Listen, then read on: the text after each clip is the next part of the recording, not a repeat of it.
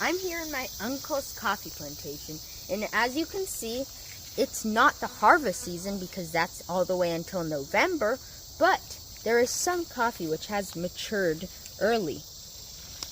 And do you know that you can eat raw coffee berries like this? They taste like coffee. You can see the coffee beans right here.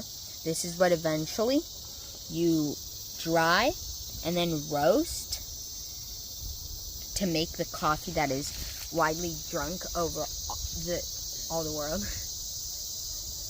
But it's pretty tasty. The coffee cherry, as they call it. And yeah, it's beautiful here, all of this coffee.